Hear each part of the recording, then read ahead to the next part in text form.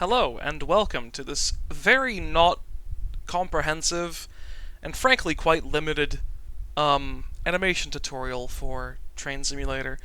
It is really only about one specific thing because I'm making this for someone specific, but I'm just going to upload this in case someone else needs the help.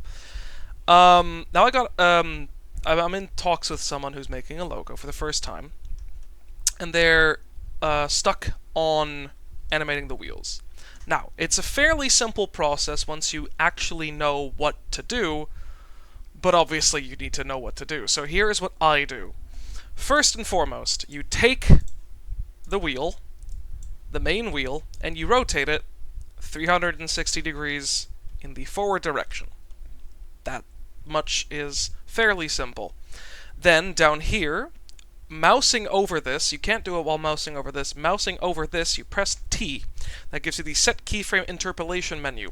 Essentially what this does is it determines the smoothing of your animation frame. So if it's set to Bezier, as it is by default, it, as you will see, eases in and out of the animation of this wheel, which is not what you want for a looping animation. So you set that to linear. Then it is a continuous linear motion.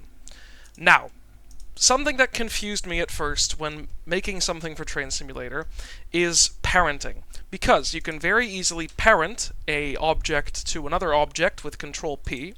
Obviously now it will rotate with it, not an issue, because you go into the Object Constraints menu over here, you set Limit Rotation to the X-axis, and then the rod, in this case, will move along smoothly. But there is one big issue about this, and the fact is that when you export this into Train Simulator, you get a weird hitch at the start and end of the animation because the position, or the rotation rather, of the object has changed but hasn't, and the game freaks out. So there's a very easy way to fix this, and it's something I need to look up real quick. I had to look it up because it's muscle memory for me at this point. I've got it in a little submenu here, but that's not by default. Oh shit. So, you go up here, you go down to Animation, to Bake Action, and then you tick all of these boxes and make sure the start frame and end frame matches up with your animation. Important thing to say as well, Train Simulator likes animations being in multiples of 4. So your typical 16s, 32s, 64s.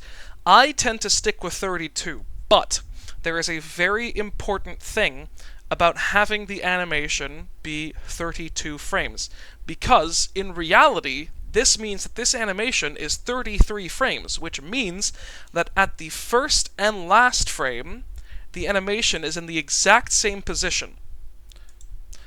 I will come back to this later. Now that you've animated and baked the rods, you go to the wheels on the side here. You could either manually animate those as well, or get the object constraint copy rotation, and then with the object picker thingy, you click on the main animated wheel. I'm doing it for this one as well, and you will see that they will animate along with them. Now for these ones, you don't have to bake the action because they're actually rotating, there's no constraint going on. As for this side, you're basically done, and then repeat the process on the other side until you have a result like this.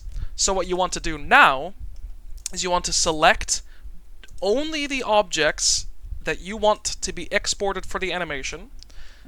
You don't necessarily have to hide everything else, but it helps me, make sure that the only things I've got selected are the things I actually want to export. And you make sure, before everything else, that you are going from 0 to 32. I explained about that, like this powers of 4.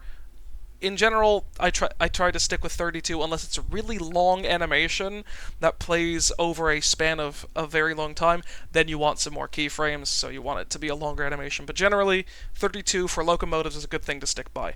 So, when exporting a looping animation, you tick Remove Last Frame, because otherwise your loop is going to have a hitch where the animation at the front and end of it are both in the same position. So as you will notice, there's a small sort of right there. So, essentially what that's doing is that.